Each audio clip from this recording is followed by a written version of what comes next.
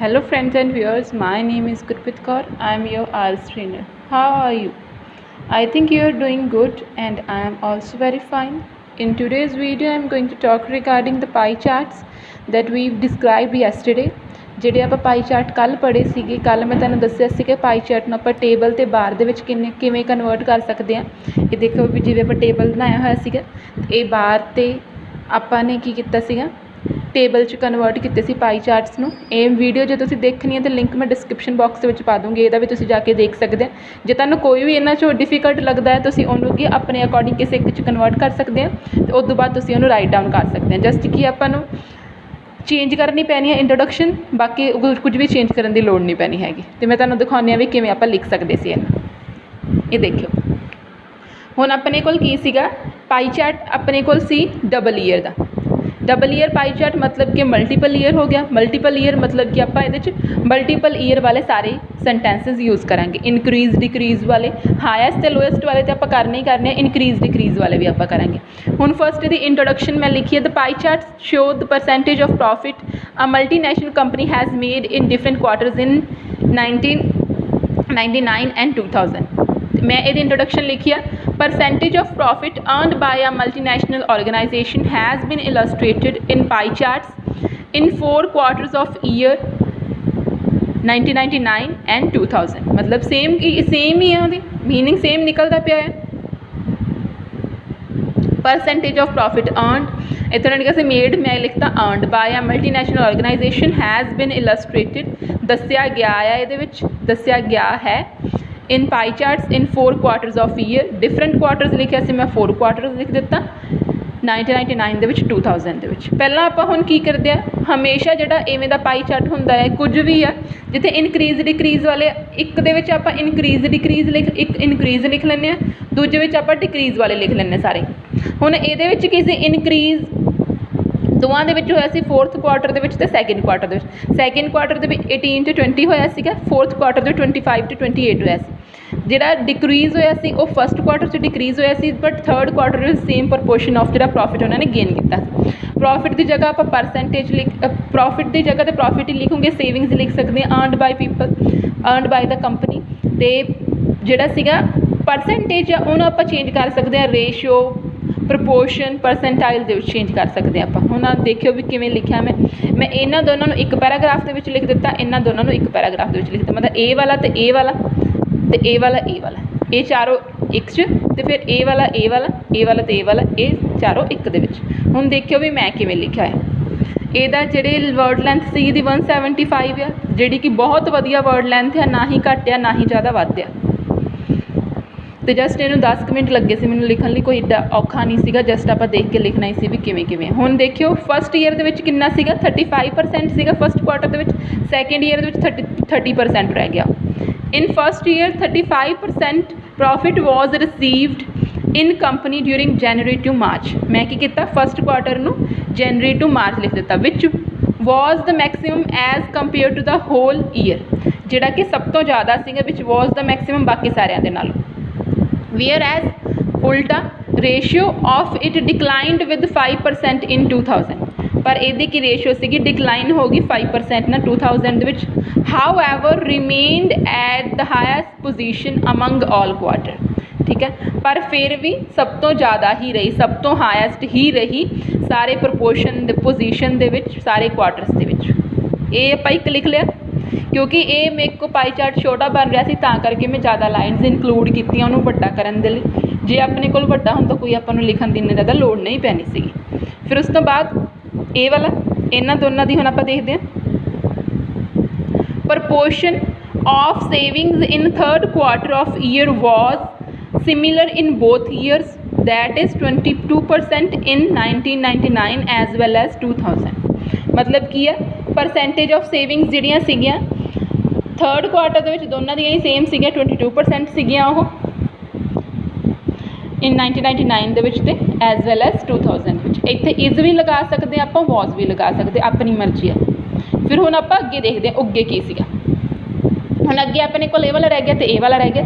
ਇਹਨੂੰ ਦੇਖਦੇ ਹਾਂ ਵੀ ਕਿਵੇਂ ਲਿਖਿਆ ਮੈਂ, ਕਿਉਂਕਿ ਇਹ ਇਨਕਰੀਜ਼ ਹੋਇਆ ਸੀਗਾ ਫਸਟ। ਹੁਣ ਇਹ ਵਾਲਾ 18 ਸੈਕਿੰਡ ਹਾਫ ਦੇ ਵਿੱਚ ਲਿਖ ਰਹੀ, ਕਿਉਂਕਿ ਇਹ ਲੀਸਟ ਸੀਗਾ इधर भी लीस्ट सी। हुण आपां ए वाली लाइन देखियो किवें लिखी है मैं, the least ratio of profit was added to company's income, company की इनकम दे विच from April to June, second quarter April to June बनिया, विच वॉज 18% इन 1999, ਇਹਦੇ ਵਿੱਚ 1999 ਸੀ। Also surge of 2% was noticed in gap of 1 year where it was 1/5 portion. इत्थे 18% सी, 20% की सीगा 1/5 पोर्शन आ गया।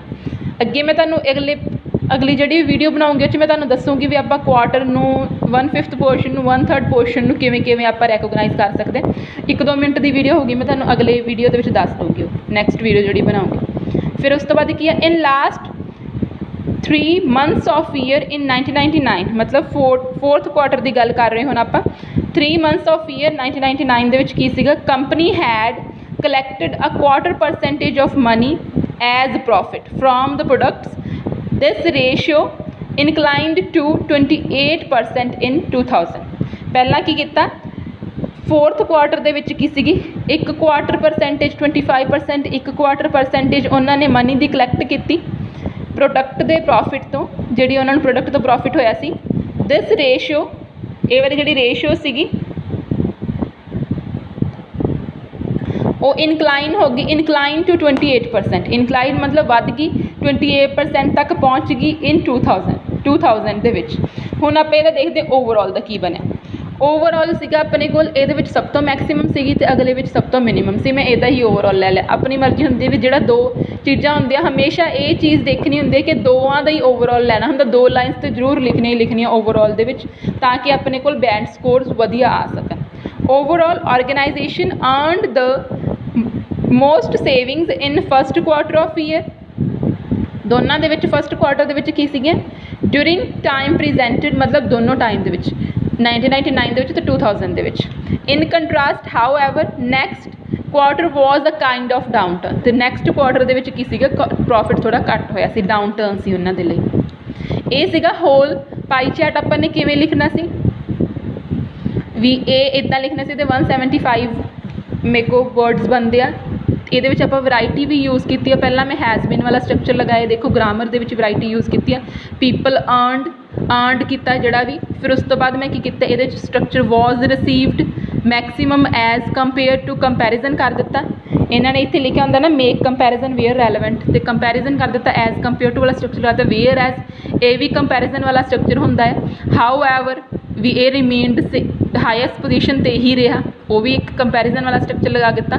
फिर उस तो बाद की मैं ये न्यू फीचर दसनी सी, जी प्रपोर्शन जड़ा सीगा सेविंग का वो की सी इन्ना ही सीगा, दोनों सिमिलर सी, मतलब मैं किया ये मेन फीचर दसी भी सिमिलर ही सीगा। फिर की कंपनी ने ऐड किया इनकम दे विच जून के विच इन्ना सीगा, जिहड़ा कि सीगा सर्ज हो गया इन्ना नोटिस्ड। फिर उस तो बाद मैं इत्थे लिखता 1/5 पोर्शन, क्योंकि हर जगह मैं परसेंटेज नहीं लगा सकती, इत्थे मैं परसेंटेज यूज़ की, इत्थे मैं इनक्रीज़ लगता भी इन्ने नाल होया। फिर मैं इत्थे परसेंटेज यूज़ की, इत्थे परसेंटेज लिखी, फिर मैं उस तो बाद इत्थे दस दिता भी किन्ने नाल होया। फिर उस तो बाद की किया मैं लास्ट दे विच इत्थे मैं परसेंटेज नहीं दसी, तो उस तो बाद इनकलाइंड टू, इत्थे 2 लिखिया, मतलब कि मैं इत्थों तक पहुँच गया, इत्थे मैं विद नाल दस दिता, डिफरेंस दस दिता इत्थे। फिर उस तो बाद जिहड़ा इहदा ओवरऑल सीगा उहदे विच भी मैं कंपैरिजन कर दिता भी फस्ट दे विच ज़्यादा सी, सब तो ज़्यादा सेविंग सीगा, तो दूजा की सी एक तरह का डाउन टर्न सी। हुण जे ये हुण अपने कोल पाई चार्ट सीगा,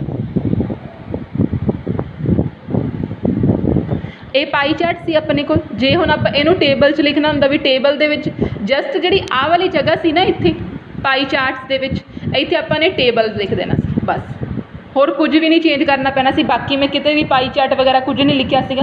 ते जे तुसीं ओवरऑल दे विच भी टेबल लिखना हुंदा, जिवें पाई चार्ट कई बच्चे लिखदे ते ओह तुसीं लिख सकदे सीगे, ते इहदे ही जगह ते तुसीं बार ग्राफ लिख सकदे सी भी बार ग्राफ दे विच ये चीज़ सीगी, बार चार्ट ਉਹਦੇ ਵਿੱਚ ਇਹ ਚੀਜ਼ ਸੀਗੀ ਵੀ ਉਹਦੇ ਬਾਰੇ ਤੁਸੀਂ ਲਿਖ ਸਕਦੇ ਸੀ।